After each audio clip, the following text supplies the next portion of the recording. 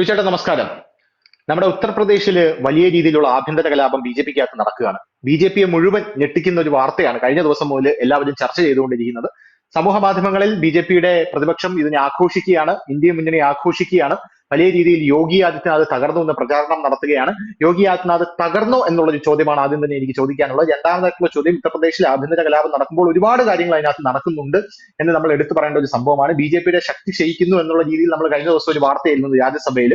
അത് നല്ല രീതിയിൽ പോയ ഒരു വാർത്തയായിരുന്നു. കാരണം രാജ്യസഭയിൽ ബി.ജെ.പി ഇനി എങ്ങനെ ബില്ലുകൾ പാസ്സാക്കും എന്നുള്ള ഒരു വാർത്തയായിരുന്നു.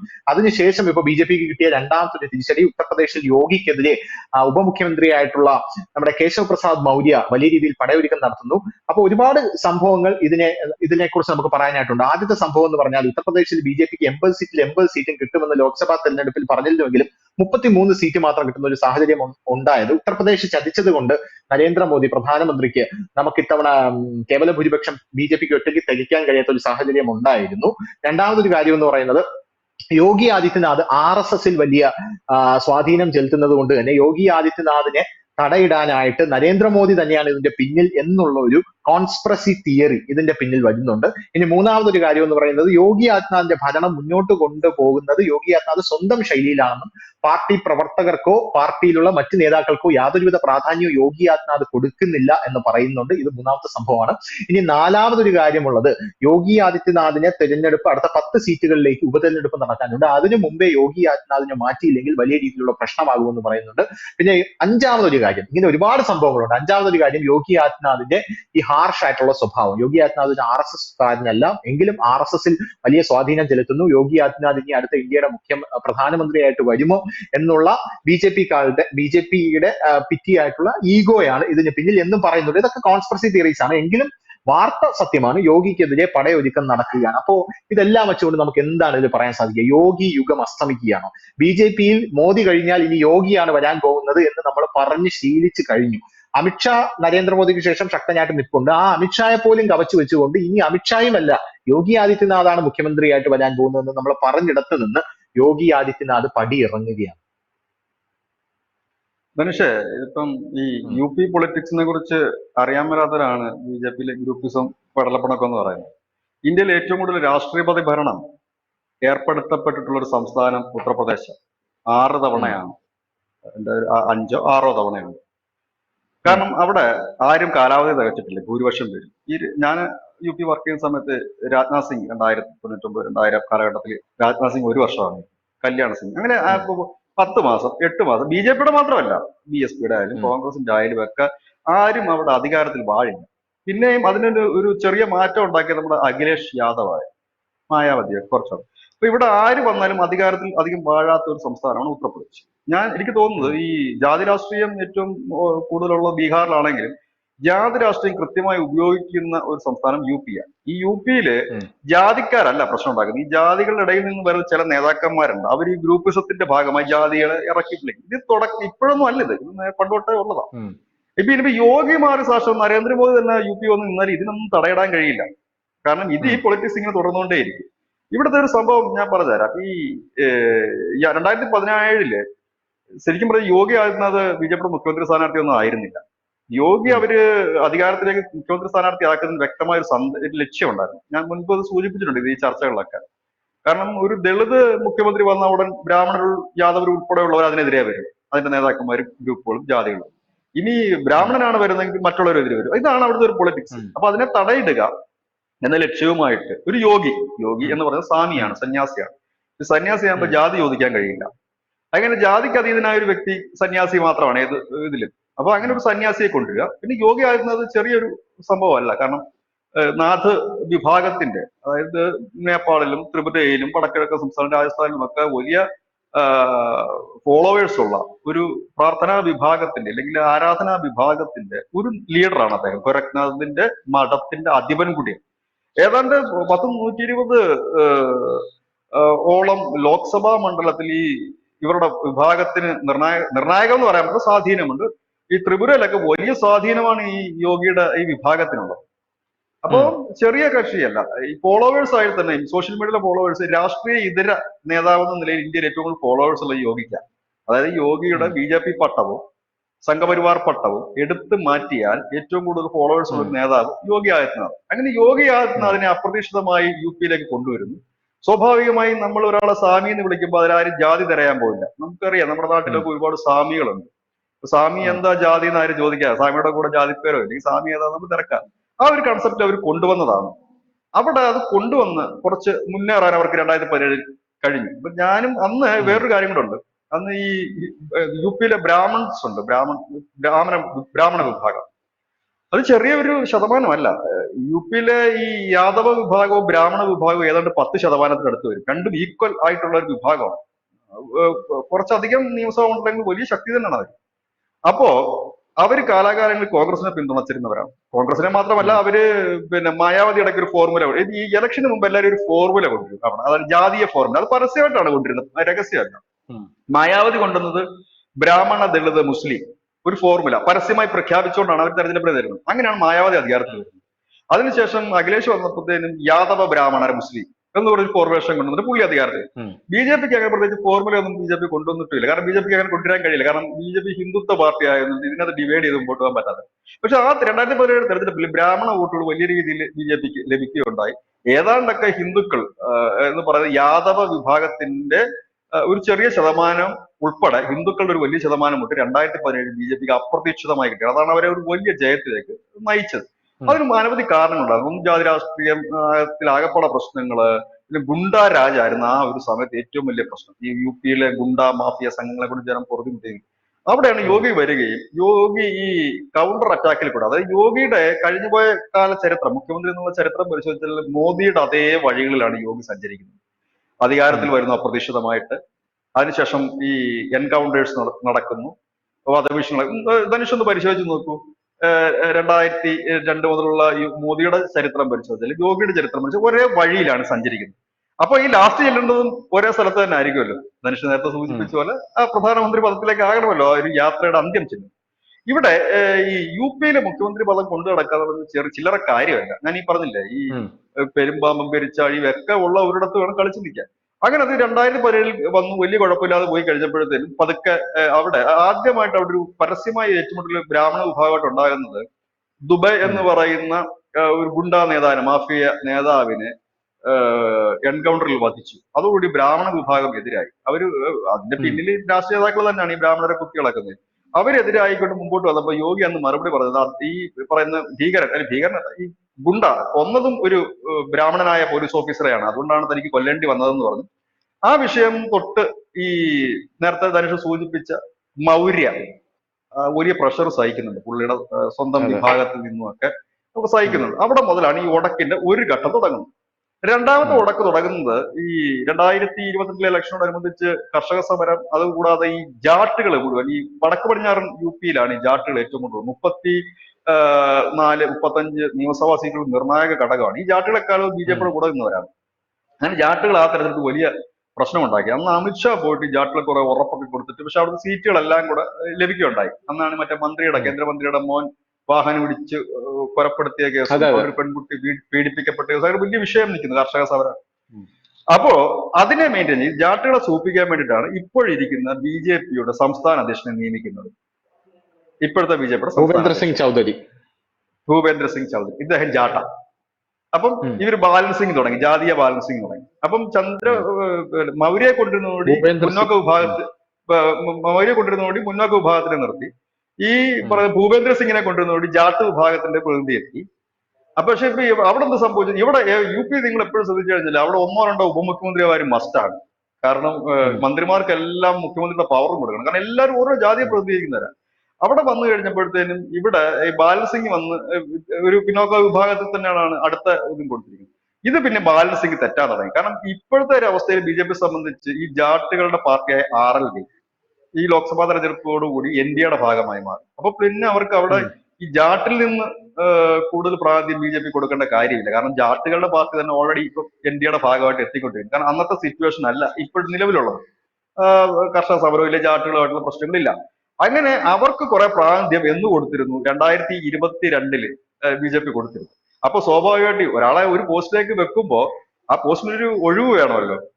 അപ്പൊ അതിനകത്തില്ലെങ്കിൽ ഇരിക്കുന്ന ഒരാളെ മാറ്റണം. അങ്ങനെ മാറ്റിയ കൂട്ടത്തില് ചില ഉം, OBC വിഭാഗത്തിന്റെയും ബ്രാഹ്മണ വിഭാഗത്തിന്റെയും പെട്ടവർ മാറി. അപ്പൊ ഉം, ആകെ ഒരു 10 സീറ്റേ ഉള്ളൂ. ഈ 10 സീറ്റ് ഞാൻ രണ്ടുപേരെ കൊണ്ടുവരണം എന്നുണ്ടെങ്കിൽ ആ രണ്ടുപേരെ നീക്കം ചെയ്താലേ എനിക്ക് രണ്ടുപേരെ കൊണ്ടുവരാൻ പറ്റത്തുള്ളൂ. അങ്ങനെ ഉം, നീക്കം ചെയ്തതിനകത്ത് മറ്റു വിഭാഗങ്ങൾ വന്നു. അവർ പ്രഷർ ചെലുത്തിക്കൊണ്ടേയിരുന്നു. അതാണ് ഈ കഴിഞ്ഞ ഉം, ദിവസം ഈ പറയുന്ന BJPയുടെ സംസ്ഥാന അധ്യക്ഷൻ ഡൽഹിയിൽ പോയി മോദിയെ കണ്ടതിന് തൊട്ട് അടുത്ത നിമിഷം അദ്ദേഹം രാജിവെക്കുകയാണ് ചെയ്തത്. ഉം, അദ്ദേഹത്തോട് 2 മാസം തുടരാനാണ് ഇപ്പൊ നദ്ദ ആവശ്യപ്പെട്ടിരിക്കുന്നത്. കാരണം അവിടെ ഉം, BJP നോക്കുന്നത് ഒരു OBC വിഭാഗത്തിൽ നിന്ന് വരുന്ന ഒരു സംസ്ഥാന അധ്യക്ഷൻ. ഞാനിതൊക്കെ പറയുമ്പോഴത്തേനും നമ്മുടെ ഈ നാട്ടിലുള്ള സംഘികൾക്ക് അല്ലെങ്കിൽ സംഘി അനുഭാവികൾക്ക് ഇഷ്ടപ്പെടത്തില്ല. ഹിന്ദു ഒന്നല്ലേ, കുത്തിത്തിരിപ്പ് ഉണ്ടാക്കുന്നല്ലേ. അതെന്തുകൊണ്ടാണെന്ന് വെച്ച് കഴിഞ്ഞാൽ നമുക്ക് ആ പൊളിറ്റിക്സ് അറിയാൻ മേലാത്തതുകൊണ്ടാണ്. നാഷണൽ പൊളിറ്റിക്സ് എന്തിനാണ് പറയുന്നത്, കേരളത്തിൽ പോലും ജാതീയ പൊളിറ്റിക്സ് തന്നെയാണ് എല്ലാ പാർട്ടിയിലും ഉള്ളത്. അപ്പൊ അത് നമ്മൾ കൃത്യമായി മനസ്സിലാക്കാതെ നമ്മൾ പുറമേ നിന്നിട്ട് എന്തെങ്കിലും ചുമ്മാ പറഞ്ഞിട്ട് കാര്യമില്ല. അപ്പം ഇപ്പൊ കൊണ്ടുവരാൻ പോകുന്നത് OBCയുടെ ഒരു സംസ്ഥാന അധ്യക്ഷനെ കൊണ്ടുവന്നുകൊണ്ട് പോവുക. ഒപ്പം മന്ത്രിസഭാ പുനഃസംഘടന വന്നുകൊണ്ട് ഈ പ്രാതിനിധ്യം ഇല്ലാത്ത, കാരണം BJP ഇപ്രാവശ്യം ചതിച്ച ഒരു പ്രധാനപ്പെട്ട ഘടകം ഈ ദളിത് വോട്ടുകൾ വലിയ രീതിയിൽ BJPക്ക് ഉണ്ടായിരുന്നു. അതില് ഉം, ഈ ജാദവ് ഒഴിച്ചിട്ടുള്ള ദളിത് വോട്ടുകൾ BJPക്ക് നഷ്ടമായി. അത് കൂടാതെ ജാദവ് വോട്ടുകൾ പണ്ടും BJPയുടെ ഒപ്പം നിന്ന ദളിത് വോട്ടുകൾ, ദളിത് വിഭാഗമാണ് ജാദവ്. ആ വിഭാഗത്തിൽ നിന്ന് 44% വോട്ട് മായാവതിക്ക് പോയി ഈ ലോക്സഭാ തെരഞ്ഞെടുപ്പ്. മായാവതിക്ക് നേട്ടം ഉണ്ടായില്ലെങ്കിലും BJPക്ക് ഉം, ലഭിച്ചുകൊണ്ടിരുന്ന 44% വോട്ടാണ് ഉം, എവിടെ പോയത്, മായാവതിക്ക് പോയത്. അങ്ങനെ അതിന് ഒരുപാട് കാരണങ്ങളുണ്ട്. ഈ കോൺഗ്രസ് ഉൾപ്പെടെയുള്ള പാർട്ടികൾ ഈ സംവരണം BJP ജയിച്ചാൽ എടുത്തു കളയും എന്ന് പറഞ്ഞ ഒരു പ്രചരണം, അതിനെ ഉം, BJPക്ക് എതിർക്കാൻ ആയിട്ട് ആരും രംഗത്തെത്തിയില്ല. അപ്പൊ നമുക്കൊരു ആരോപണം വരുവാണെങ്കിൽ അതിനെ എതിർക്കാനായിട്ട് ആരും മെനക്കെട്ടില്ല. അതാണ് അവരുടെ ഏറ്റവും വലിയ പരാതി. എന്തുകൊണ്ടാണ് എതിർക്കാൻ ആരും പോകാതിരുന്നത് വെച്ചാൽ ഇതിനുള്ളിലുള്ള ഗ്രൂപ്പിസവും പെടലപ്പിണക്കവും കൊണ്ടാണ് ഉം. പോകാതിരുന്നത്. ഇപ്പൊ ധനുഷ് മത്സരിക്കുമ്പോൾ ധനുഷിന്റെ തെരഞ്ഞെടുപ്പിൽ ചുക്കാൻ പിടിക്കുന്നത് ഞാനാണ്. അപ്പൊ അവിടെ ഒരു ആരോപണം വരുമ്പോൾ അതിനെ നേരിടാൻ നമ്മൾ രണ്ടും കൂടെ ഒന്നിച്ചിറങ്ങേണ്ടി വരും. ഇവിടെ ഞാൻ അതെ. വിചാരിക്കുന്നത് അവൻ തോറ്റുപോട്ടെ എന്ന് കരുതുമ്പോൾ സ്വാഭാവികമായി അതിനെ പ്രതിരോധിക്കാനൊന്നും പോകുന്നില്ല. അവൻ പറയട്ടെ എന്ന് പറയും. മഹാരാഷ്ട്രയിൽ സംഭവിച്ചതൊക്കെ തന്നെയാണ്. അപ്പൊ ഈ ഉം, പ്രചരണങ്ങളെ കാര്യമായിട്ട് ചെറുക്കാൻ ആരും രംഗത്ത്, കാരണം BJPയെ സംബന്ധിച്ചിടത്തോളം അവർ ശക്തരായിട്ട് ഈ പ്രചരണം ചെറുക്കാനും സോഷ്യൽ മീഡിയയിൽ വലിയ പ്രചരണം അഴിച്ചുവിടാനും കരുത്തുള്ളവരാണ് ഈ സംഘപരിവാർ ഗ്രൂപ്പ്. ഉം. പക്ഷെ അവർ അതിന് വേണ്ടിയിട്ടൊന്നും മെനക്കെട്ടില്ല. അതുകൂടെ വന്നപ്പോഴത്തേക്കും ഇവരുടെ പതനം പൂർത്തിയായി കഴിഞ്ഞു. പിന്നെ യോഗിയുടെ റോൾ എന്താന്ന് ചോദിച്ചാൽ, യോഗി ബേസിക്കലി ഒരു RSS കാരനല്ല. അതെ. RSSന് ആദ്യകാലത്ത് വലിയ താല്പര്യം ഉണ്ടായിരുന്ന വ്യക്തിയുമല്ല. എന്നാൽ അയോധ്യ ഉം. പ്രക്ഷോഭത്തിലൊക്കെ സജീവമായി പങ്കെടുത്ത ഹിന്ദു വാഹിനി എന്നാണെന്ന് തോന്നുന്നു അദ്ദേഹത്തിന്, യുവവാഹിനി അങ്ങനത്തെ ഒരു സംഘടന പേര് യുവവാഹിനി. അതെ. ഓർക്കുന്നു. യുവവാഹിനി അതിന്റെ ഒരു ലീഡറൊക്കെ ആയിരുന്നു അദ്ദേഹം കുറച്ചാൾക്ക് മുമ്പ് ഈ യുവവാഹിനി പിരിച്ചുവിട്ടിരുന്നു അദ്ദേഹം മുഖ്യമന്ത്രി ആയതിനു ശേഷം. ഉം. അതിനുശേഷം കുറച്ചാൾക്ക് മുമ്പ് യുവവാഹിനി വീണ്ടും സ്റ്റാർട്ട് ചെയ്തിട്ടുണ്ട്. സ്റ്റാർട്ട് പുനരുജ്ജീവിപ്പിച്ചു. ചെയ്തിട്ട് അത് പുനരുജ്ജീവിപ്പിച്ചു. അപ്പൊ അതിന് യോഗി പറഞ്ഞൊരു കാര്യമുണ്ട്, അത് പുനരുജ്ജീവിപ്പിച്ചിട്ട് ഇത് പഴയതുപോലെ അല്ല. പണ്ടെന്ന് പറഞ്ഞ ഡിഗ്രി ബജരംഗ മോഡൽ ഇപ്പൊ പഴയതുപോലെ അല്ല. ഞങ്ങൾ ഇത് പുനരുജ്ജീവിപ്പിച്ചെന്ന് വെച്ച് കഴിഞ്ഞാൽ ഈ ജീവകാരുണ്യ പ്രവർത്തനങ്ങളൊക്കെ നടത്താനുണ്ട്, പലയിടത്തൊക്കെ എത്താനുണ്ട്. അപ്പൊ അതിനു ഉം. വേണ്ടി പുനരുജ്ജീവിപ്പിച്ചാണ്. അതൊരു വ്യക്തമായ ഒരു സൂചനയാണ്. അതായത് ഈ സംഘടന അത്യാവശ്യം, ഞാൻ പറഞ്ഞില്ലേ, അദ്ദേഹം പ്രതിനിധാനം ചെയ്യുന്ന ആ 4 വിഭാഗത്തിന് ഈ ഗോരഖ്നാഥ് മഠത്തിനോട് ലക്ഷക്കണക്കിന് വരുന്ന ഡിവോട്ടീസ് ഉണ്ട്. ആ ഉം. ഡിവോട്ടീസിനൊക്കെ അദ്ദേഹത്തിന്റെ കരുത്ത് തന്നെയാണ്. അതിനെ കണ്ടില്ലെന്ന് നടിക്കാൻ ആർക്കും കഴിയില്ല. ഇനി രണ്ടാമത്തെ ഒരു കാര്യം വെച്ചാല് BJPയെ സംബന്ധിച്ച് അവരുടെ ബേസ് എന്ന് പറയുന്നത് ഹിന്ദുത്വം തന്നെയാണ്. അവർ തീവ്ര ഹിന്ദുത്വ ലൈനിൽ പോയെങ്കിൽ മാത്രമേ അവർക്ക് നിലനിൽക്കാൻ പറ്റൂ. അതിൽ അവർ ഉം. ഡൈല്യൂട്ട് ചെയ്ത് തുടങ്ങിയപ്പോഴാണ് സ്വാഭാവികമായി അവർ പിന്നാക്കം പോകാൻ തുടങ്ങിയത്. കാരണം ഇന്ന് അവർക്ക് പ്രത്യേകിച്ച് വിഷയങ്ങളൊന്നുമില്ല. മുമ്പെന്ന് പറഞ്ഞാൽ അവർക്ക് ഈ അയോധ്യ ഒരു വിഷയമൊക്കെ മുന്നിൽ നിർത്താനുണ്ടായിരുന്നു, ഉം. ഇല്ലെങ്കിൽ വേറെ എന്തെങ്കിലും ഒരു വിഷയം മുന്നിൽ നിർത്താനുണ്ടായിരുന്നു. ഇന്ന് അവർക്ക് അങ്ങനെ പറയത്തക്ക വിഷയങ്ങളില്ല. പിന്നെ ഉള്ള അല്ല, ഞാൻ വിഷയങ്ങൾ എന്ന് വെച്ച് ബേസിക്കലി കഴിഞ്ഞാല് പറയൂ. പറഞ്ഞു ചോദിച്ചു. അല്ല, ഞാൻ ബേസിക്കലി ചോദിക്കുന്നത് മോദിയും യോഗിയും തമ്മിൽ ഒരു സ്വരച്ചേർച്ചയിലല്ല എന്ന് പല ആൾക്കാരും പലപ്പോഴായി പറയുന്നുണ്ട്. അതായത് യോഗി ആദിത്യനാഥ് മുഖ്യമന്ത്രി ആയത് തന്നെ യോഗിയുടെ സ്വപ്രയത്നം കൊണ്ടാണ്. യോഗിയുടെ മാസ്റ്റർ പ്ലാൻ കാരണമാണ് യോഗി ഉത്തർപ്രദേശിലെ മുഖ്യമന്ത്രി ആയത് എന്നൊരു വിഭാഗം പറയുന്നുണ്ട്. മോദിയെക്കാട്ടിലും ഒരു പടി മുകളിൽ നമുക്കറിയാലോ, ഒരു സമയത്ത് ഗുജറാത്ത് മുഖ്യമന്ത്രിയാകാൻ നരേന്ദ്രമോദിയും ഇത്തരത്തിലുള്ള പല മാസ്റ്റർ പ്ലാനുകളും ഇറക്കിയിട്ടുണ്ടായിരുന്നല്ലോ. അബി ചേട്ടന് കൃത്യമായിട്ട് അറിയാലോ, ഗുജറാത്ത് കലാപം നടന്നപ്പോ മോദിയെ പിടിച്ച് പുറത്താക്കണമെന്ന് പറഞ്ഞിരുന്നു. ഗുജറാത്ത് മുഖ്യമന്ത്രിയായി മോദി ആദ്യം എത്തുന്നത് തന്നെ വലിയ രീതിയിലുള്ള ഒരു മാസ്റ്റർ പ്ലാനിലൂടെയാണ്, കൃത്യമായി രാഷ്ട്രീയം കളിച്ചിട്ടാണ്. അതേ സെയിം രാഷ്ട്രീയം മോദിക്ക് നേരെ യോഗി ആദിത്യനാഥ് കളിക്കുന്നു എന്ന് പറഞ്ഞ ഒരു ആരോപണമുണ്ട്. രണ്ടാമത്തെ കാര്യം, നമ്മൾ നേരത്തെ ചർച്ച ചെയ്ത പോലെ തന്നെ ഉത്തർപ്രദേശിൽ ഇത്തവണ യോഗി ആദിത്യനാഥിന്റെ കാൻഡിഡേറ്റ്സിനെ നിർത്താതെ, ലോക്സഭയിൽ നിർത്താതെ നരേന്ദ്രമോദിയുടെ കാൻഡിഡേറ്റ്സിനെ നിർത്തിയത് കൊണ്ടാണ് അവിടെ തോറ്റുപോയത് എന്നുള്ള ഒരു പ്രചരണമുണ്ട്. അതായത് യോഗി ആദിത്യനാഥിന്റെ സ്വാധീനമുള്ള മണ്ഡലങ്ങളിൽ യോഗി പറയുന്ന കാൻഡിഡേറ്റ്സിനെ നിർത്തിയാൽ അവിടെ വിജയിക്കുമായിരുന്നു എന്നാണ് പറയുന്നത്. അപ്പൊ യോഗി പാലം വലിച്ചു എന്നൊക്കെയാണ് പറയുന്നത്. അല്ല ധനുഷ, ഈ പറഞ്ഞത് ഒരു ഉം, വലിയൊരു ഫാക്ട് ഉണ്ട്. അതായത് ബി ജെ ഉം, പി ഈ തെരഞ്ഞെടുപ്പിൽ പോകുമ്പോഴേക്കും ഒരു നാഷണൽ ലെവലിലാണ് അവരുടെ എല്ലാ അജണ്ടകളും ഫിക്സ് ചെയ്തത്. അതായത് ഉം, മോദി എന്ന് പറയുന്ന ബ്രാൻഡ് അവർ നാഷണൽ ഒരു ലെവലിൽ, പക്ഷെ ഒരിക്കലും ഒരു രാഷ്ട്രീയ പാർട്ടിക്കും നാഷണൽ ലെവലിൽ പോകാൻ കഴിയില്ല, കോൺഗ്രസിനും പോകാൻ കഴിയില്ല. കാരണം ഓരോ ഉം, സംസ്ഥാനത്തും ഓരോ അജണ്ടകളാണ് മുമ്പോട്ട് വെക്കുന്നത്. ഇപ്പം ഉം, കർണാടകത്തിലെ അജണ്ട അല്ല കോൺഗ്രസ് കേരളത്തിൽ ഇലക്ഷന് മുമ്പോട്ട് വെക്കുന്നത്. അങ്ങനെ സെപ്പറേറ്റ് പോകുന്നുണ്ട്. പക്ഷെ ഇത്തവണ അതുണ്ടായില്ല ഒന്നും. കാരണം പ്രത്യേകിച്ച് ബി ജെ പി കണക്ക് ഒരു പാർട്ടി, അത് കേഡർ പാർട്ടിയാണ്. അവരെ സംബന്ധിച്ച് ഓരോ സംസ്ഥാനത്ത് ഓരോ വിഷയങ്ങളുണ്ട്. ഇപ്പൊ ഈ ഉത്തർപ്രദേശ് കണക്കുള്ള സംസ്ഥാനത്തൊക്കെ എന്ന് വെച്ചാൽ അതീവ ഹൈന്ദവ കാര്യങ്ങളുണ്ട്. ഇവിടെ ഒരു സംഭവമുണ്ട്, വലിയ രീതിയിൽ ഹൈന്ദവര് നിരാശരാണ്. വിവിധ ഹൈന്ദവ സംഘടന അണികളും മറ്റും, അതൊരു യാഥാർത്ഥ്യം തന്നെയാണ്. അതിന് കാരണം എന്ന് വെച്ച് കഴിഞ്ഞാൽ ഈ നരേന്ദ്രമോദി സബ്കാ സാത്ത് സബ്കാ വികാസ് എന്ന ഒരു മുദ്രാവാക്യമായിട്ട് മുമ്പോട്ട് വരും. അദ്ദേഹം എല്ലാവരും ഒന്നിച്ചു കൊണ്ടുവന്ന് എടുക്കുന്നതിനിടയിൽ അറിഞ്ഞോ അറിയാതെയോ ഇല്ലെങ്കിൽ ഹൈന്ദവ സംഘടനകളുടെ പ്രവർത്തനമില്ലായ്മ കൊണ്ടാണോ എന്തോ ഒരു വലിയ വിഭാഗം ഹിന്ദുക്കൾക്ക് അവർക്കൊന്നും കിട്ടിയില്ല, ഇല്ലെങ്കിൽ ഞങ്ങൾക്ക് അർഹമായൊന്നും കിട്ടിയില്ല എന്നൊരു വലിയ ധാരണ ഇടയിലുണ്ട് ഒരുപാട്. ഉം, പ്രത്യേകിച്ച് പശ്ചിമ ഉം, ബംഗാളിലൊക്കെ 1.5 ലക്ഷം പേര് ഈ ബി ജെ പി വോട്ട് ചെയ്തതിന്റെ പേര് രാഷ്ട്രീയ സംഘടന ഉണ്ടാകുക, ആസാമിലേക്ക് അടക്കം പലായനം ചെയ്യേണ്ട അവസ്ഥ, യു പിയിലടക്കം പലയിടത്തും ഈ സംഘർഷം ഉണ്ടാകില്ല, ഈ വീടില്ലാത്ത അവസ്ഥ, ഇങ്ങനെയൊക്കെ വരുമ്പോൾ അവിടെ ഒന്നും ഇടപെട്ടില്ല എന്ന് പറയുന്ന ഒരു രീതിയിലേക്ക് കാര്യങ്ങൾ മാറി. ഇന്നലെ നമ്മുടെ സുവേന്ദു അധികാരി, പശ്ചിമ ബംഗാളിലെ പ്രതിപക്ഷ നേതാവ്, ഒരു സ്റ്റേറ്റ്മെന്റ് ഇറക്കി. അദ്ദേഹം പറഞ്ഞത് ഈ സബ്കാ സാത്ത് സബ്കാ വികാസ് മാറ്റിവെക്ക്, ആദ്യം കൂടെ നിൽക്കുന്നതിനെ രക്ഷിക്കാൻ നോക്ക് എന്ന് പരസ്യമായിട്ട് അദ്ദേഹം പറഞ്ഞു. സുവേന്ദു അധികാരി പറഞ്ഞു രക്ഷിക്കാൻ നോക്ക്, ഉം, എന്നിട്ട് നിങ്ങൾ ഇത് സുവേന്ദു അധികാരി ബി ജെ പി കേന്ദ്ര നേതൃത്വത്തിനോട് മുന്നറിയിപ്പൊന്നും അല്ല ഇത്. ഇത് ഉം, അവർ വീണ്ടും തീവ്ര ഹിന്ദുത്വ ലൈനിലേക്ക് പോകുന്നു. കാരണം അവർക്ക് പിടിച്ചു നിൽക്കാൻ പറ്റില്ല, സ്വാഭാവികമല്ലേ. ഇപ്പം നമ്മളായാലും ചോദിക്കത്തില്ലേ, പശ്ചിമ ബംഗാളിൽ ഈ ഹിന്ദുക്കൾ അടികിട്ടിപ്പോയി, നിങ്ങളുടെ കൂടെ അല്ലേ ഹിന്ദുക്കൾ നിൽക്കുന്നത്, നിങ്ങളുടെ കൂടെ അല്ലേ ഹിന്ദുക്കൾ, നിങ്ങൾ എന്ത് ചെയ്തു, അവരെ പുനരധിവസിപ്പിച്ചോ, അവരെ തിരിച്ചു കൊണ്ടുവന്നോ, അവരെ സംരക്ഷിച്ചോ, അവർക്ക് വീട് കൊടുത്തു, ഇങ്ങനെ കുറെ ചോദ്യങ്ങളുണ്ട്. ഈ ചോദ്യങ്ങൾക്ക് മുമ്പിൽ ഇപ്പോൾ ഇവർ പെട്ടു നിൽക്കുക.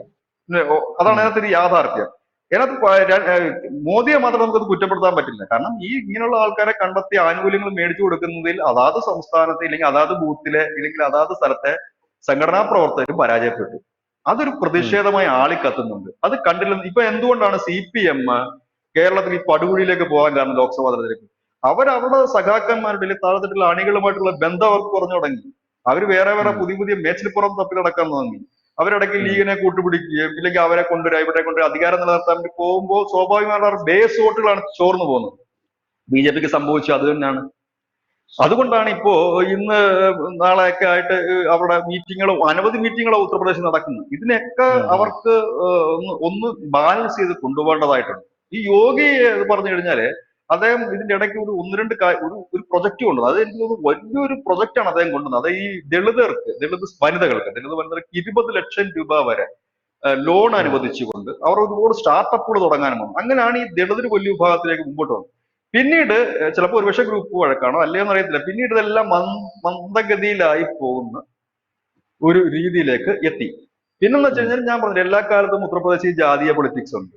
അത് മാറാനൊന്നും ഉം, തോന്നുന്നില്ല. അതിപ്പോ യോഗി വന്നാലും ഈ ദേവേന്ദ്രൻ വന്നെന്ന് പറഞ്ഞാലും ദേവേന്ദ്രന് ജാതി തപ്പിപ്പോവുക അവിടെ, അതിനെതിരെ പ്രശ്നം ഉണ്ടാക്കും. അപ്പൊ ഇത് സ്വാഭാവികമായി വരുന്നൊരു കാര്യമാണ്.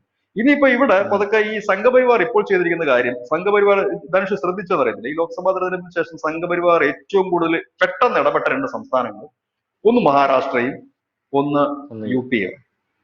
യു പിയിൽ 80 സീറ്റ്, മഹാരാഷ്ട്ര 48 സീറ്റും ഉണ്ട്. അത് മാത്രമല്ല ഇവിടെ രണ്ടിടത്തും ബി ജെ പി തകരുമെന്ന് കണ്ടതുകൊണ്ട് തന്നെയാണ് അവർ ഇടപെട്ടത്. അവരിടപെട്ടിട്ട് പതുക്കെ യോഗിയിലേക്ക് അവിടെ അവർ കോൺസെൻട്രേറ്റ് ചെയ്ത് യോഗിയോട് പ്രവർത്തിക്കാൻ ഉം, ഉള്ളൊരു ഇതാണ് നിർദ്ദേശമാണ് അവർ കൊടുത്തിരിക്കുന്നത്. അപ്പൊ അതുകൊണ്ടാണ് ഈ ഉം, അടുത്ത സമയങ്ങളെല്ലാം യോഗിയാണ് സ്റ്റേറ്റ്മെന്റ് നടത്തുന്ന കാര്യങ്ങൾ. ഇവിടെ മഹാരാഷ്ട്രയിലേക്ക് വന്നപ്പോൾ ഫട്നാവിസിന്റെ അടുത്ത് കളത്തിലിറങ്ങിക്കൊള്ളാൻ പറഞ്ഞു. ഉം, കാരണം സ്റ്റേറ്റ് പൊളിറ്റിക്സ് കൈകാര്യം ചെയ്യാൻ സ്റ്റേറ്റിലെ ലീഡേഴ്സിനെ പറ്റും. അതുകൂടാതെ ഈ മൗര്യയും മറ്റുമൊക്കെ ആയിട്ട് ഈ ബി ജെ പിയുടെ കേന്ദ്ര നേതൃത്വത്തിനേക്കാൾ ഉപരി സംഘപരിവാറിന്റെ BL സന്തോഷും ഒക്കെ ഒരു കുറെ ദിവസങ്ങളിൽ ലക്നൌവിൽ തമ്പടിച്ചുകൊണ്ട് എല്ലാ നേതാക്കളുമായി സംസാരിക്കുന്നത്. അന്ന് അത് റിപ്പോർട്ട് ചെയ്ത മാധ്യമങ്ങൾ എടുത്തു പറഞ്ഞൊരു കാര്യമുണ്ട്. ഈ ഉം, RSSന്റെ നേതൃത്വം ഈ ചർച്ച നടത്തുന്ന വേളയിൽ ഒരക്ഷരം മിണ്ടിയിട്ടില്ല. ഇവർ പറയുന്നത് മുഴുവൻ കേൾക്കുകയാണ്. അതൊരു നല്ലൊരു ഉം, പോസിറ്റീവായിട്ടൊരു സൈനായിട്ട് നമുക്ക് കാണണം. അതായത് ഉം, പരാതി പറയുന്നതിന്റെ പരാതി മുഴുവൻ അവർ ഇരുന്ന് കേട്ടു. അതിനുശേഷമാണ് അവർ ഉം, റിപ്പോർട്ടിലേക്ക് നടക്കുന്നത്. അല്ലാതെ അതിന്റെ ഇടയ്ക്ക് കയറിയിട്ട് അത് തടസ്സപ്പെടുത്തും, ഇല്ലെങ്കിൽ അങ്ങനെയല്ലെന്നോ ഒരു ഓർഡർ ഒന്നും വിട്ടില്ല. ഇവർക്ക് പറയാനുള്ള ഉം, പരിഭവം മുഴുവൻ ഉം, കേട്ടിട്ടാണ് പോയത്. അത് മുതിർന്ന നേതാക്കളുടെ ഉം, മാത്രമല്ല, താഴെത്തട്ടിലുള്ള ഈ പഞ്ചായത്ത് തലമുറയുള്ള പ്രസിഡന്റുമാരുടെ ഒക്കെ എല്ലാവരുടെയും പരാതികളും ഉം, ആവലാതികളും പോരായ്മകളും ഒക്കെ കേട്ടിട്ടാണ് അവർ പോകുന്നത്. മഹാരാഷ്ട്രയിൽ ഇതേപോലെ തന്നെ അവർ ഫട്നാവിസിനെ വിളിച്ചുള്ള കാര്യം പറഞ്ഞു. അങ്ങനെയാണ് ഫട്നാവിസ് പരസ്യമായിട്ട് ഉം, മാപ്പ് പറയാനൊക്കെ തയ്യാറായത്, ഞങ്ങൾ തോറ്റുപോയിരുന്നത്. ഈ സെയിം സാധനം തന്നെ കഴിഞ്ഞ ദിവസം യോഗി ആദിത്യനാഥ് ലക്നൌവിൽ പറഞ്ഞിരുന്നു.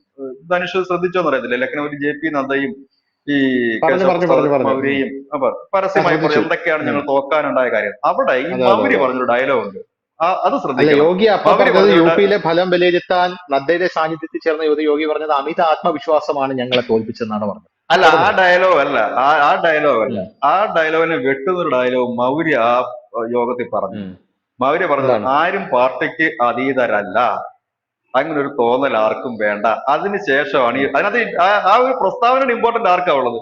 മൗര്യ ഉം. പറഞ്ഞ പ്രസ്താവന യോഗി. ഇമ്പോർട്ടന്റ് ആണ് ഉള്ളത്. യോഗിയാണെങ്കിൽ ഉം. ശരിക്കും ടാർഗറ്റ് ചെയ്തത് അതിന് വ്യക്തമാണ്, ആരും പാർട്ടിക്ക് അതീതരൊന്നും അല്ല, പാർട്ടി തന്നെ വലുതെന്ന്. ഉം. യോഗി കുറച്ചുകൂടെ രംഗം തണുപ്പിക്കുന്ന രീതിയിലാണ് പറഞ്ഞത്, ആത്മവിശ്വാസമാണ്, പബ്ലിക് സ്ഥാനം പറഞ്ഞതേ ഉള്ളൂ. അവിടെ തന്നെ നമുക്ക് മനസ്സിലാക്കാൻ പറ്റി ഇവർ തമ്മിലുള്ള അകൽച്ച എത്രമാത്രം ഉണ്ടെന്ന്. അതും വെറുതെ ഒരു യോഗമല്ലത്. JP നദ്ദ അവരുടെ ദേശീയ അധ്യക്ഷൻ ഇരിക്കുന്ന ഒരു വലിയ യോഗത്തിലാണ് ഈ സംഭവം നടക്കുന്നത്. ഉം. അപ്പൊ ഞാൻ പറഞ്ഞില്ലേ, ഈ ഗ്രൂപ്പിസം വരുമ്പോഴത്തേന് ആദ്യം ചെയ്യുന്ന ഈ എന്തോ കല്ല് വെച്ച കാര്യങ്ങളിലും എന്താ അങ്ങനെ മുള്ളു വെച്ച് സംസാരിക്കുക എന്ന് നമ്മൾ പറയത്തില്ലേ, ആ ഉം. ഒരു ഉം. ഉം. സാധനത്തിലേക്കായിരുന്നു അത്. ഏതായാലും അവിടെ ഇപ്പോൾ അവിടെ ബാലൻസ് ചെയ്യാന്ന് പറഞ്ഞു കഴിഞ്ഞാൽ ഇവരുടെയൊക്കെ ഈ ജാതീയ സമവാക്യങ്ങൾ ബാലൻസ് ചെയ്ത് പോയേ പറ്റൂ. അതിപ്പോ അല്ല, ഇനി നരേന്ദ്രമോദി എന്റെ ഇത്ര ഒരു ചോദ്യം എന്ന് മുഖ്യമന്ത്രിയായിട്ട് പറയുന്നത്, യോഗിയെ വിട്ടിട്ട് BJP-ക്ക് മുന്നോട്ട് പോകാനായിട്ട് സാധിക്കുമോ UP-യിൽ? യോഗി RSS-ഉമായിട്ട് കൂടുതൽ അടുക്കുന്നത് കൊണ്ട് നമ്മുടെ കേന്ദ്രം ഭരിക്കുന്ന ആൾക്കാർക്ക് യോഗിയോട് ഒരു താല്പര്യക്കുറവ് ഉണ്ടായത് കൊണ്ടുള്ള പണിയാണെന്ന് പറയുന്നു. എന്റെ ചോദ്യം, യോഗിയെ വിട്ടിട്ട് ഇനി യോഗി UP-യിലെ ഒരു BJP-യുടെ വലിയൊരു മുഖമായി കഴിഞ്ഞു. അദ്ദേഹം RSS-കാരനാണെങ്കിലും അല്ലെങ്കിലും ചരിത്രത്തിൽ ആദ്യമായിട്ട് അവിടെ സർക്കാരിന്റെ 5 വർഷം തികയ്ക്കാനും വീണ്ടും അധികാരത്തിൽ തുടർച്ചയായിട്ട് എത്താനും യോഗിക്ക് മാത്രമേ കഴിഞ്ഞിട്ടുമുള്ളൂ. അപ്പൊ ഈ ഒരു സാഹചര്യത്തില് യോഗിയെ വിട്ടിട്ട് അവിടെ BJP-ക്ക് മുന്നോട്ട് പോകാൻ സാധ്യമാണോ? അത്രയ്ക്കും അധികം UP-യെ സ്വാധീനിച്ച വ്യക്തിപ്രഭാവമുള്ള, ഉത്തർപ്രദേശിൽ വ്യക്തിപ്രഭാവമുള്ള ഒരു നേതാവ് ഉണ്ടോ BJP? യോഗിയെ വിട്ടിട്ട് BJP-ക്ക് പോകാൻ പറ്റില്ല. അതിന്റെ ഉം. കറക്റ്റ് കാര്യം ഞാൻ പറഞ്ഞുതരാം. കാരണം ഇപ്പോൾ ഈ ഉം. പരാജയമുണ്ട്, ഇനി മുമ്പോട്ട് കയറണമെങ്കിൽ അവർ ഹിന്ദുത്വം സ്വീകരിക്കണം, തീവ്ര ഹിന്ദുത്വത്തിലേക്ക് പോകണം. തീവ്ര ഉം. ഹിന്ദുത്വത്തിലേക്ക് പോകണമെങ്കിൽ യോഗിയെ കണക്ക് പകരത്തിന് വേറൊരാളില്ല മുമ്പോട്ട് കൊണ്ടുപോകാനായിട്ട്. നല്ല മുഖം യോഗി ഉം. തന്നെയാണ് ഒന്ന്. പിന്നെ പുള്ളി കുറച്ചുകൂടെ ഇച്ചിരി കർശനമായിട്ട് കാര്യങ്ങൾ മുമ്പോട്ട് നീക്കുന്നവനാണ്. RSS-ന് ഇത് മുമ്പോട്ട് കൊണ്ടുപോകണം. RSS പബ്ലിക്കായിട്ട് ഇറങ്ങിയിട്ട് വോട്ട് പിടിക്കാനോ ജാഥ നടത്താനോ പോസ്റ്റ് ഒട്ടിക്കാനോ പ്രസംഗിക്കാനോ ഒന്നും ഉം. പറ്റില്ല. ഉം. അപ്പൊ അവർക്ക് ഇത് മുൻനിർത്തി കളിക്കാൻ പറ്റുന്ന വ്യക്തി യോഗി തന്നെയാണ്. ഉത്തർപ്രദേശിൽ തന്നെ ഇതിപ്പോ ഉം. കാൻവാർ യാത്ര തുടങ്ങുക, മറ്റന്നാൾ മുതൽ കാൻവാർ യാത്ര തുടങ്ങുക. ഉം. ഈ കാൻവാർ യാത്ര തുടങ്ങുമ്പോൾ കുഴപ്പത്തിൽ ഈ ഭക്തരുടെ ഗ്രൂപ്പായിട്ട് നടക്കുന്ന യാത്രയാണത്, ഹൈന്ദവരുടെ ഒരു ആഘോഷം. ഈ കാൻവാർ യാത്ര നടത്തുന്നത് എല്ലാ വർഷവും അത് അക്രമത്തിൽ കലാശിക്കാറുണ്ട്. ഇവിടെയൊക്കെ സ്ട്രോങ് ഉം. ആയിട്ടുള്ള ഹിന്ദുത്വ മുഖമുള്ള ഒരു ലീഡർ അവർക്ക് മുമ്പിൽ നിർത്താൻ വേണം. ആര് നിൽക്കും? ഉം. യോഗിക്ക് BJP പണിയെടുത്ത് യോഗിയെ മാറ്റിക്കഴിഞ്ഞാൽ അതോടുകൂടി UP-യിൽ ഇപ്പോഴത്തെ കണ്ടീഷൻ BJP താഴെ പോകും. ഇനി അവിടെ ഒന്നേന്ന് പറയുമ്പോൾ ഉം. തുടങ്ങി വരേണ്ടി വരും. ഇപ്പോഴത്തെ ഉം. അവസ്ഥയിൽ അവർക്ക് അവിടെ ഈ വലിയ പരിക്കില്ലാതെ നിർത്താൻ പറ്റുന്നതും കൊണ്ടു നടക്കാൻ പറ്റുന്ന നേതാവ് യോഗി തന്നെയാണ്. ഈ യോഗി പോയി ഉം. കഴിഞ്ഞാൽ മൗര്യ വന്നാൽ ഇതിനേക്കാൾ വലിയ പ്രശ്നമായിരിക്കും. യോഗി ഉം. ആയതുകൊണ്ട് ഒന്നുമില്ലെങ്കിലും അദ്ദേഹത്തിനൊരു ബേസ് ഉണ്ട് അവിടെ. പിന്നെ ഹിന്ദുത്വത്തിന്റെ ഒരു മുഖമാണ് യോഗി. അങ്ങനെ കുറെ ഉം. ഉം. പ്ലസ് പോയിന്റ് ഉണ്ട്. ഇപ്പൊ RSS-നാണ് സംഘപരിവാര പ്രസ്ഥാനങ്ങൾക്കാണെങ്കിൽ ഇദ്ദേഹത്തെ മുന്നിൽ നിർത്തിക്കൊണ്ട് മുമ്പോട്ട് ഉം. പോകാൻ കഴിയും. അതുകൊണ്ട് BJP-യുടെ കേന്ദ്രം മോദി എന്നുള്ള സാധനം ഈ 2024 ഇലക്ഷനിന്റെ ഇപ്പം നരേന്ദ്രമോദി അമിത്ഷാ കൂട്ടുകെട്ടിന് ഇപ്പൊ വലിയ സ്വാധീനമൊന്നും ഇപ്പം ഈ പല സംസ്ഥാനങ്ങൾ, അതായത് ഈ വലിയ സംസ്ഥാനങ്ങളിൽ ചെലുത്താൻ ഇപ്പൊ കഴിയുന്നില്ല. പഴയ റോഡിലേക്ക് അവർക്ക് എത്താൻ കഴിയുന്നില്ല. കാരണം അവിടെ എല്ലാം സംഘപരിവാർ അവരുടെ അവരുടെ അവരുടെ ചിറകിലേറി വളർന്ന നേതാക്കന്മാർ അവിടെ പ്രബലരാകുമ്പോൾ സ്വാഭാവികമായിട്ടും ഇവരിൽ നിന്ന് അകന്നു പോകും. അത് സ്വാഭാവികമാണല്ലോ. അല്ല, അവരുടെ ചിറകിലേറി എന്ന് പറയാൻ പറ്റില്ല. യോഗി ആദിത്യനാഥൊക്കെ എത്രയോ ഉം. തവണ ലോക്സഭാ മെമ്പർമാരായിരുന്നു. ഉം. ഫട്നാവിസിനെയൊക്കെയും അമിത്ഷായാണ് കണ്ടെത്തി വളർത്തിക്കൊണ്ടത്. അത് ശരിയാണ് ആ ഉം. പറഞ്ഞത്. പ്രബലരാകുന്നല്ല, സംഘപരിവാറിന്റെ ഒരു ട്രാക്കിൽ നിന്ന് വിട്ടുമാറി ഒറ്റയ്ക്ക് പോകാൻ കഴിയില്ലെന്ന് ഒ- അവർക്കും ഒരു മനസ്സിലായിട്ടുണ്ട്. ഒരു കടിഞ്ഞാണ് വേണം. അത് സ്വാഭാവികമാണ്. ഇല്ലെങ്കിൽ ഇത് മുഴുവനായിട്ട് ഒരു ഉന്മാദ അവസ്ഥയിൽ പോകും എല്ലാവരും. അതല്ല, അത് ഇപ്പം BJP-യുടെ ഒരു കേന്ദ്ര നേതൃത്വത്തിനും മനസ്സിലായി തുടങ്ങിയിട്ടുണ്ട്. കാരണം ഈ താഴെത്തട്ടിൽ ഇതിന്റെ ബേസ് ഈ സംഘപരിവാർ സംഘടന, അപ്പൊ അത് ഉം. വിട്ടിട്ട് പോകാൻ കഴിയില്ല. അപ്പൊ അതിന്റെ അവരുടേതായ ഒരു എന്താ പറയുന്നത് കടിഞ്ഞാണിൽ കൂടെ ഉം. മുമ്പോട്ട് പോകാൻ ഇനി പറ്റൂ. ഞാൻ പറഞ്ഞില്ലേ, ഇനിയിപ്പോ ഉം. കൻവാർ യാത്രയൊക്കെ വരികയാണ്. 22-ാം തീയതി മുതൽ ഓഗസ്റ്റ് 2-ാം തീയതി വരെ യാത്രകൾ നടക്കുകയാണ്. അപ്പം അതിനൊക്കെ മുമ്പ് നിർത്താൻ യോഗിയെ പറ്റൂ, അല്ലാതെ വേറെ ആരും പറ്റില്ല. ഇപ്പൊ എനിക്ക് തോന്നുന്നില്ല കേന്ദ്ര നേതൃത്വം ഒന്നും സ്ട്രിക്റ്റ് ആയിട്ട് ഒരു ആക്ഷനിലേക്ക് ഒരു സംസ്ഥാനത്തേക്ക് പോകുമെന്നോ ഇല്ലെങ്കിൽ അല്ല, ഇപ്പോ എടുക്കുമെന്നോ.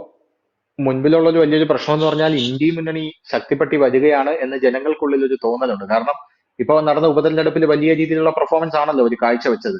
അയോധ്യ കിട്ടിയില്ല, അതിന്റെ പിറകെ ബദ്രിനാഥ് കിട്ടാനുള്ളൊരു ശ്രമം നടത്തി, അവിടെയും തോറ്റുപോയി.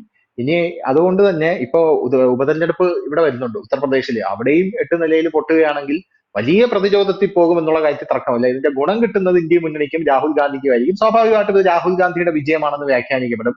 അതുകൊണ്ട് തന്നെ ബി.ജെ.പി മുഖ്യമന്ത്രിമാരുടെ യോഗം 27-ാം തീയതി പ്രധാനമന്ത്രി നരേന്ദ്രമോദി, രാജ്നാഥ് സിംഗ്, ജെ പി നദ്ദ എല്ലാവരും വിളിച്ചിട്ടുണ്ട്. അവിടെ എന്തെങ്കിലും നിർണായകമായിട്ടുള്ള ഒരു തീരുമാനം യോഗി ആദിത്യനാഥിനെ കുറിച്ച് ഉണ്ടാകുമോ എന്ന് കൂടെ പറഞ്ഞുകൊണ്ട് നമുക്ക് നിർത്താം. പ്രത്യേകിച്ച് തീരുമാനങ്ങളൊന്നും ഉണ്ടാകില്ല. കാരണം ഇപ്പോഴ് യു പിയിലായാലും പിന്നെ മഹാരാഷ്ട്രയിൽ അവരുടെ ഇപ്പൊ പുതിയ ഒരു പൊളിറ്റിക്കൽ ലൈൻ എന്ന് പറഞ്ഞു കഴിഞ്ഞാൽ ഇപ്പം എന്റെ അറിവ് ശരിയാണെങ്കിൽ ഈ സഖ്യകക്ഷികളെ വിശ്വാസം എടുക്കേണ്ട എന്നൊരു തീരുമാനമാണ്. പ്രത്യേകിച്ച് NCPയുടെ അജിത് പവാർ പക്ഷത്തെയും ഷിൻഡെയും വലിയ ഗുണമൊന്നുമില്ല. ഒറ്റയ്ക്ക് മത്സരിക്കാൻ ഒരു തീരുമാനത്തിലേക്ക് ബി.ജെ.പി പോയേക്കും മഹാരാഷ്ട്ര. ആ മഹാരാഷ്ട്രയിൽ പക്ക പൊളിറ്റിക്കൽ ലൈനിലേക്ക് നീങ്ങുന്നു. സെയിം ടൈം പശ്ചിമ ബംഗാളിലും യു പിയിലും അവർ തീവ്ര ഹിന്ദുത്വ ലൈനിലേക്ക് നീങ്ങുന്നു. അതാണ് അത് ഒരു മുഖ്യമന്ത്രിമാർക്ക് ഇവിടെ നിർദ്ദേശ കാര്യങ്ങളൊന്നും പോലെ ഇതാണ് അവരുടെ ലൈൻ. ആ ലൈൻ പിടിച്ച് തന്നെ അവർ മുമ്പോട്ട് പോകും. മിക്കവാറും ഈ വരുന്ന ഇപ്പൊ നവംബറിലെങ്ങാണ്ടാകും മഹാരാഷ്ട്ര തെരഞ്ഞെടുപ്പെന്ന് തോന്നുന്നു. ആ തെരഞ്ഞെടുപ്പിന് ഇതിപ്പോ എന്ത് പറ്റുമെന്ന് വെച്ചാൽ ഇപ്പൊ ഉടനടി യോഗിക്ക് ഫുൾ ചാർജ് കൊടുത്തിട്ട് ഇവർ ചെറിയൊരു കോംപ്രമൈസ് ബാക്കിയുള്ളവരൊക്കെ ആക്കി ഇപ്പൊ മായാവതി, ഞാൻ അറിയുന്നത് മായാവതിയോട്ടൊക്കെ ചിലപ്പോൾ ഒരു ഡിസ്കഷൻ ഉണ്ടായേക്കാം പക്ഷെ യു പിയിൽ. കാരണം ഈ 10 സീറ്റ് ഉണ്ടല്ലോ ഉപതെരഞ്ഞെടുപ്പ്, അതിനകത്തൊരു 6-7 എണ്ണം ജയിച്ചു കഴിഞ്ഞാൽ ഈ യോഗിക്ക് മുമ്പോട്ട് നിൽക്കാൻ പറ്റും, മോദിക്കും ഒരു ആശ്വാസമായിരിക്കും. അപ്പം ഇപ്പോഴെന്ന് പറഞ്ഞാല് അവർക്ക് ഒന്നും ഇതിനകത്ത് ഇടപെടാൻ പറ്റത്തില്ല. പക്ഷെ ഇപ്പം ഞാൻ പറഞ്ഞു ഒരു ഡീൽ ഇവിടെ ഉറച്ചാൽ, അതായത് യോഗി മൊത്തത്തിൽ പറയുകയാണ് ഓക്കെ എനിക്ക് യോഗിക്കെല്ലാം വിട്ടുകൊടുത്തുകൊണ്ട് പോവുകയാണ്. യോഗി ആ ഒറ്റയ്ക്ക് വിട്ടുകൊടുത്തുകൊണ്ട് പോകുന്ന യോഗി ഈ 10 നിയമസഭാ തെരഞ്ഞെടുപ്പിൽ ഒരു 6-7 സീറ്റ് നേടിയ പുള്ളി പിന്നെ പിടിച്ചാൽ കിട്ടത്തില്ല. പുള്ളി ഒരു ലെവലിലേക്ക് പോകുന്നു. കാരണം തകർന്ന് കിടക്കുന്നിടത്ത് അത്ര സീറ്റ് കിട്ടും. നേരെ മറിച്ച് കേന്ദ്ര നേതൃത്വം കുറെ കാര്യങ്ങളൊക്കെ പറഞ്ഞിട്ട് അവരുടെ ഒരു ചിറകിലേറി മുമ്പോട്ട് പോവുകയും സീറ്റ് കുറയുകയും ചെയ്ത് കഴിഞ്ഞാൽ അത് കൂടുതൽ ബാധിക്കുക യോഗിയല്ല, പകരം കേന്ദ്ര നേതൃത്വമായിരിക്കും. അപ്പൊ എന്തായാലും കേന്ദ്ര നേതൃത്വം ഒരു കർശന നടപടികളിലേക്കോ ഇല്ലെങ്കിൽ ആ രീതിയിലൊന്നും പോകാൻ യാതൊരു സാധ്യത ഇപ്പോഴില്ല. ഇനി ഭാവിയിൽ ഉണ്ടാകാനും പോകുന്നില്ല. ധനുഷ് സൂചിപ്പിച്ച പോലെ യോഗിയുടെ ബേസ് സ്ട്രോങ് ആയി തുടങ്ങി. ആദ്യം 2017 മുമ്പുള്ള യോഗി അല്ല, ഇപ്പൊ നല്ല ബേസ് ഉണ്ട്, നല്ല ഫാൻസ് ഉണ്ട് എന്നുള്ളത് കേരളത്തിൽ വലിയ രീതിയിൽ തന്നെ. യോഗി പ്രധാനമന്ത്രി ആകുമോ ഇല്ലയോ എന്നൊക്കെ ഉള്ളത് നമുക്ക് അറിയില്ല. കാരണം അത് കാലമാണ് തീരുമാനിക്കുന്നത്. പക്ഷെ എന്തായാലും ആ ഫാൻ ബേസ് ഒക്കെ തന്നെ ആയിരിക്കും UP ഉപമുഖ്യമന്ത്രി കേശവ് പ്രസാദ് മൗര്യയെയും ഭൂപേന്ദ്ര യാദവിനെയൊക്കെ വളരെ വലിയ രീതിയിൽ ആകുലപ്പെടുത്തുന്നത്. എന്തായാലും 27-ാം തീയതി മുഖ്യമന്ത്രിമാരുടെ യോഗം വിളിച്ചിട്ടുണ്ട്. ആ യോഗത്തിൽ എന്ത് നിലപാടായിരിക്കും ഇവരെല്ലാം എടുക്കാൻ പോകുന്നത്, പുതിയ എന്തെങ്കിലും തീരുമാനങ്ങൾ ഉണ്ടാകുമോ എന്നൊക്കെ അറിയാനായിട്ട് ആകാംക്ഷയോടുകൂടി കാത്തിരിക്കുന്നു. ഇത്രയും പറഞ്ഞുകൊണ്ട് നമുക്ക് നിർത്താം. നന്ദി വിളിച്ചേട്ടാ, താങ്ക് യു. കൂടുതൽ വാർത്തകളും വിശേഷങ്ങളും നിങ്ങളിലേക്ക് എത്താൻ ABC മലയാളം സബ്സ്ക്രൈബ് ചെയ്യുക, ബെൽ ബട്ടണും അമർത്തുക.